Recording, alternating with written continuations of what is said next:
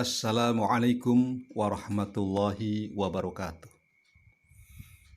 Ibu adalah sosok wanita yang utama bagi setiap manusia.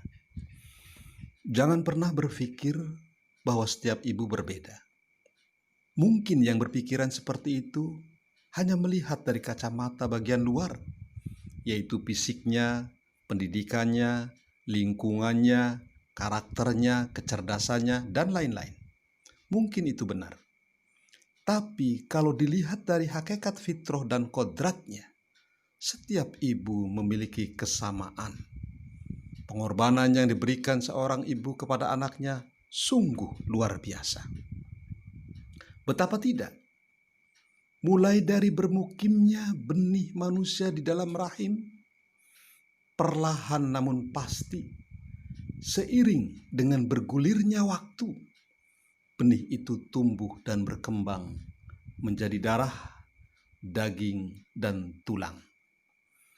Kemudian terbentuklah jasmani secara alami dan sempurna menyatu dengan ruh atas kuasa Allah, Sang Maha Pencipta. Proses tersebut memakan waktu, dilalui oleh setiap ibu dalam kondisi lemah yang bertambah-tambah.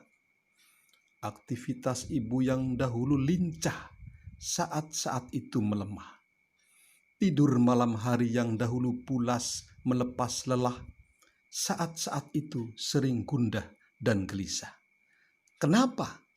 Karena pola sang bocah di dalam sana. Dan tibalah saatnya ibu harus menjerit menahan sakit, menekan nafas yang hampir lepas, merasakan perih darah dan lendir yang mengalir, mempertaruhkan nyawa yang siap melayang meninggalkan raga. Duhai, setelah anak itu terlahir, bibirnya merekah membungkam sakit. Berangsur-angsur rintihan berganti menjadi senyum. Ibu, ternyata pengorbananmu tidak terhenti sampai di situ. Dengan belayan kasihmu, sang bayi tumbuh. Dengan aliran asimu, sampai sekian masa, sang bayi terlihat kian sehat. Dengan kehalusan dan kelembutan emosimu, sang bayi semakin cerdas. Maka tidak satupun alasan yang pantas untuk tidak bersyukur atas karunia itu. Dan sudah selayaknya untuk berterima kasih dan menghormati ibu. Allah Subhanahu wa Ta'ala berfirman dalam surat Luqman ayat 14. Dan kami perintahkan kepada manusia agar berbuat baik kepada kedua orang tuanya. Ibunya telah mengandungnya dalam keadaan lemah yang bertambah-tambah dan menyapihnya dalam usia 2 tahun. Bersyukurlah kepadaku dan kepada kedua orang tuamu. Hanya kepadaku tempat kembalimu. Betapa besar pengorbanan ibu. Masih adakah di antara kita yang mengingkari dan merasa enggan untuk mengakuinya?